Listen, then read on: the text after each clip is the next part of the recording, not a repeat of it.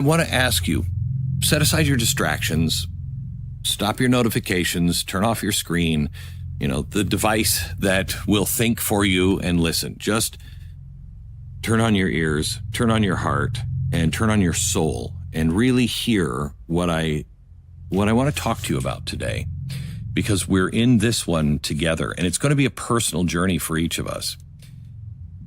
I know I want to talk about AI, but I think we need to talk first about God. And not the gods of, the ancient myths, or even the pleasant God of Sunday school, or the God we use as a tool to win an argument, win an election, sell books, gain unearned trust. Not the subjective God of our own creation, or the God that we would all like him to be. I want to talk to you about the objective God. I've always said that if God exists, he is the greatest scientist. He is the greatest mathematician. That's who God is. God is a God of reason and who is precision. But he also is many other things. But I want to focus on the precision of the watchmaker. Think of a watch. Maybe your grandfather had a pocket watch, or this is a watch that's 60 years old, and it is just it's precision. It's beautifully crafted. It's finely tuned, and everything is in its place. Imagine the precision of each single tiny little gear, the meticulous placement of the springs, the perfect alignment of the hand sweeping across the face. There are watches now that are made by hand that take one person a year to make. This watch didn't just happen. It's just like I put a bunch of stuff in a box, shook it up, and boy, look at this watch. It requires a designer. It requires intellect, a mind, an architect. Now, a watch is complex, but not compared to the universe. Now let's look at the universe, the vast, endless cosmos that is above us. Our Earth is spinning just fast enough to generate a stable atmosphere, but not so fast that we are flung out into space. Our moon is positioned so perfectly that it stabilizes our planet's axis, our tides, even the tides within our own bodies. And our own bodies are miracles. The way we regulate temperature, the way it heals wounds, experiences love. That's a biochemical cocktail that is so exact that even the most advanced neuroscience cannot fully explain how all of this works. Just love, even. And in the world, we are told this is an accident. Now, you believe whatever you want about God, but this is where they lose me, because randomness does not create order. It goes the other way. Randomness creates chaos. It doesn't build watches. It doesn't write a symphony. It doesn't paint the ceiling of a Sistine Chapel or send a man to the moon. It's not random. Randomness is what happens when a child spills a bucket of Legos. Never does your child spill a bucket of Legos and you're like, oh my gosh, look, he spilled it and it all just assembled itself into the Eiffel Tower. It doesn't. Everything was created first here. Everything was created by a creator. And so we arrive at our first critical question. And it's not, does God exist, but rather, honestly, how could he not? There's a law in science, and it's an inescapable rule. It's called entropy. Entropy is what happens when you put a cup of hot coffee down and you leave it there. It gets cold when it's left alone. Your house falls apart if you don't maintain it. Okay? It's why a new car will rust, a candle will burn down, a civilization will crumble.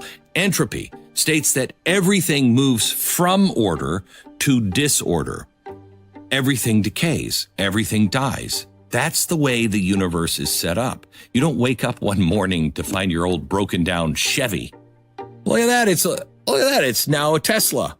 It's an electric car. You didn't leave a pile of scrap metal in your backyard and come out and go, oh my gosh, it's a skyscraper or even a tin shed. It doesn't do that. Yet people want you to believe that this is exactly how the universe happened. That somehow, in violation of the very laws of physics, in defiance of observable reality, something exploded out of nothing. There was no one there lighting the match. Nothing came before it. It just boom. And then chaos arranged itself into order. The stars aligned themselves. The earth formed itself, tilted itself at just the right angle. Water appeared. Life crawled from the sea, developed a consciousness, and ultimately became us, who are now capable of questioning the very process that led to our existence. And that doesn't make sense. I don't think it's reasonable. I think that is wishful thinking disguised as reason. Look, you're going to figure out here in a minute why this is so important. But these questions have to be answered by each of us now, before we hit the singularity, which is probably by the end of this term or early into the next term of our next president. Now, faith isn't rational. That's what some will say. You can't prove it. Right, well, you can't really prove the theory of relativity either. It's a theory. You can't prove it. You can observe it in the world around you. And like God, you can see the effects of relativity and make a reasonable assertion that, yep, that's probably true. But you don't really know and can't prove it. The fine-tuning of the universe is what always gets me. It is so exact that physicists now describe it with terms like impossible, miraculous. Why? The odds of our universe being in a box or a bucket of Legos and then just spilling out and forming the way it does, the way it allows for life, are so astronomical that they are effectively zero. Let's just look at the force of gravity. It is so precisely balanced that if we altered it by just 1 part in 10 to the 40th power, the universe as we know it would be uninhabitable. That's a 1 followed by 40 zero. The odds they are so small it makes winning the lottery look like a guarantee. The expansion rate of the universe is so exact that if it varied by 1 part in 10 to the 55th power, 10 and 55 zeros, the cosmos would either collapse on itself or expand so rapidly no galaxy would form. The probability of one functional protein, just one, a functional protein forming by chance is roughly 1 in 10 to the 164th power. So you know, there are only about 10 to the 80th power atoms in the entire observable universe. That's not chance. There's no way that's happening. That is design. But here's where we get really arrogant.